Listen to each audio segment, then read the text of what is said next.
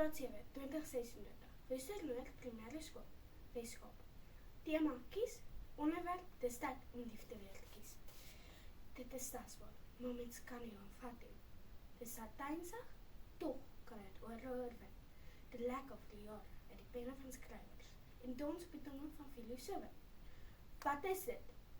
Dis liefde. Voorzitter, dames en heren, ek sê, dis tyd om liefde weer te kies. Want, dis geleesend, dit bring mense by mekaar en dis die belangrikste komponent van leiderskap. Die eerste keer wat jy liefde behaat of oorlog kies, sal jy sien hoe geneesend dit kan wees. In die vroege 1950s het 'n gesogte kliniese sielkundige Dr. Anna Televi op emosionele verstoring afgekom, wat te maak het met tekort aan liefde. Sy het dit frustrasie neurose genoem. Haar studie bewys dat kinders wat op vroeë ouderdomme 'n gebrek aan liefde en fisiese aanraking van 'n ouer figuur ervaar, dieselfde simptome begin wys as mense met angsversteurings. In 2021 het die European Federation for Street Children 'n pragtige getuienis oor die krag van liefde gepubliseer.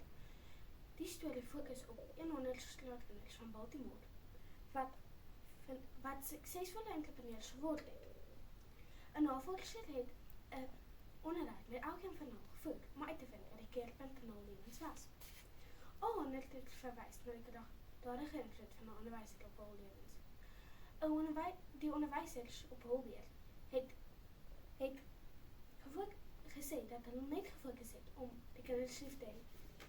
In vandag se samelewing is dit so maklik om te vervaar in die idee dat ons slegs vir onsself lewe. Ons lewe in 'n eie ek wêreld waar liefde vir 'n ander gedurig laaste kom. Die feit is egter dat ons almal liefde nodig het. Dit beteken natuurlik meer as net romantiese liefde. Liefde tussen vriende, families en selfs vreemdelinge is net so belangrik. Dit hou ons harte aan die klop. Dit is met ons liefde kies, want dit bring mense by mekaar. Deur die eeue het oorlog ontstaan as gevolg van 'n gebrek aan liefde. Om mekaar lief te hê beteken soveel meer as net 'n hartjie-emoji en horlosie. Beteken begrip, vergifnis, loyaliteit en bereidwilligheid om saam met 'n ander te werk tot 'n gemeenskaplike doel. Bekende spreker Joyce Meyer skryf in 2021 boek The Battlefield of the Kid's Mind dat liefde die fondasie vir 'n gesonde mensverhoudings en emosionele groei lê. En ja, ek weet, dis nie altyd so maklik om ander mense lief te hê nie. Veral nie mense wat ander waardes en ander maniere het om dinge te doen.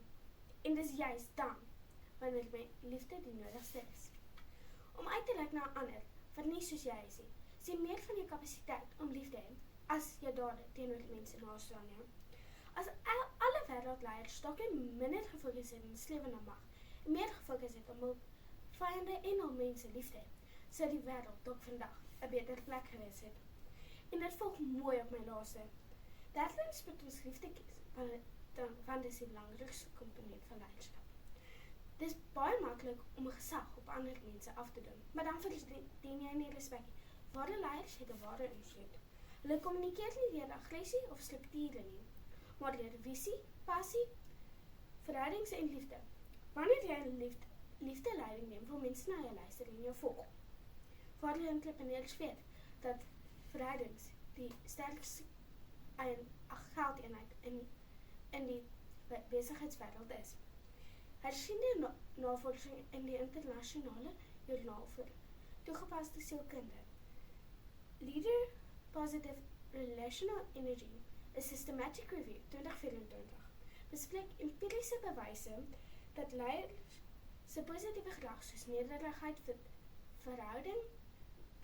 vertroue en passie groot invloed het op die volgelinge se werksverrigtinge. Wat wys hoe liefdevol en verhoudingsgedrewe leierskap werk. Dames en here, ek sê, dis tyd om liefde weer te kies. Want dit is geneesend, dit bring mense by mekaar en dit is die belangrikste komponent van leierskap. Dit is tasbaar, maar mense kan nie aanvat nie. Dit is satynsig. Tog kan dit oorlog wen. Dit lek of jare uit die penne van skrywers en dans op die dinge van filosofe. Wat is dit? Dit is liefde. So dis tyd vir 'n revolusie. 'n Revolusie van die hart. Waar liefde weer die grondslag van ons lewens word. Want dis al wat ons wêreld kan red. Matteus 22 vers 39 sê: Jy moet jou naaste lief hê soos jouself.